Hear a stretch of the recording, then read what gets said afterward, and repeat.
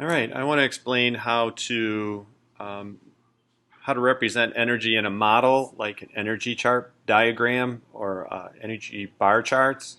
That's what this is right here. This is an energy chart bar chart, and this one is for someone sledding down a hill. So this boy or girl is on a 10-meter hill, and it gives you, in this particular example, it gives you the total energy at 2 bars. So what you would do, first of all, normally these are blank. So the P and the K is not in there, and you can see we have all these, this box over here to the right, we can identify different kinds of energies. So we can see the P stands for potential energy, and the K stands for kinetic energy. And earlier in class, we defined potential energy as possible energy or stored energy, and kinetic energy is energy of movement. So anytime anything is moving, it has kinetic energy. So this particular person is sitting on the top of a 10-meter hill and they're not moving. So all they have is potential energy. And that energy we would then shade in a box to represent that potential energy. So maybe I'll shade in one box, and we just do that with our pencil normally, but on here I can do this with this little colored box. So he has one box, or actually two, because he's got two boxes or 2 bars of energy total at any one time. So I would shade in 2 boxes. So I have to keep track of all of this energy. So this is officially what we'd consider input. So we would label this, let's see if I can do this. We will label this input.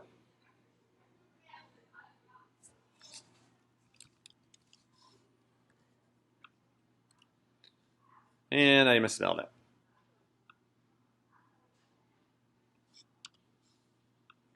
So this is our input, and that way we can say this system right here. So we'll use some terminology here. This is a system that has energy in it. A boy sliding down a hill can be a system because it has energy in it, and it's going to do something. It's going to change. So currently, while he's sitting on top of the hill, he has 2 bars of potential energy. Now, by the time he gets to the bottom of the hill, that potential energy is going to change. And it's going to become a new kind of energy, kinetic. So then by the time he's done, the potential energy has become kinetic energy. So let's see if I can insert a new text here, and we'll put a label on here, and we'll call this output. Okay, so we have our input and we have our output. Input's potential, output's kinetic. At the endpoint point, he's at the top of the hill. Over here, this is by the time he reaches the bottom of the hill. He's all kinetic energy, no more potential energy. He's at the bottom of the hill, but he's still moving, and he's moving as fast as he can. That's why we consider that all kinetic energy at that point. Now, if we look down, lower down at this example, let's see if I can bring this up. We have a new example, but similar. We've got a boy who's at the top of a hill, but this time it's a 30-meter hill. So sometimes we do it comparatively, and we can see the energy would increase because he's on a taller hill. So he has 4 bars of potential energy. So I got to keep track of 4 bars now. So let's see if I can move these bars over.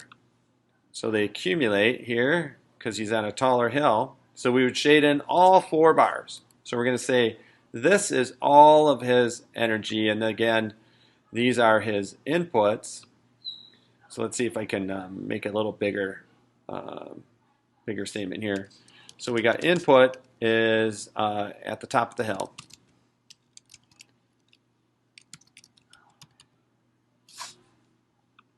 Didn't quite get it all on there.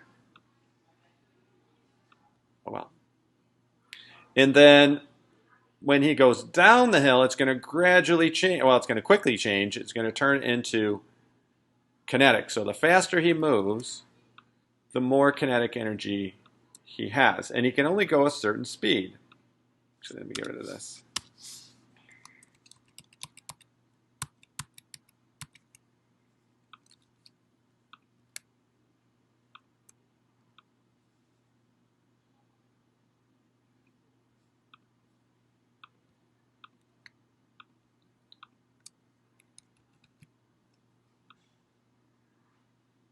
So the most he can go, we always have to have the same amount of energy going out of a system that goes into it. It has to be in balance because the law of conservation of energy says that whatever amount of energy goes in, and this time it's four bars of energy went into the system as input, is the same amount that has to come out. 4 bars of energy have to come out. Law of conservation of energy says you cannot create or destroy energy. So all the energy that went in has to still be all there when he's done. It's got to go somewhere.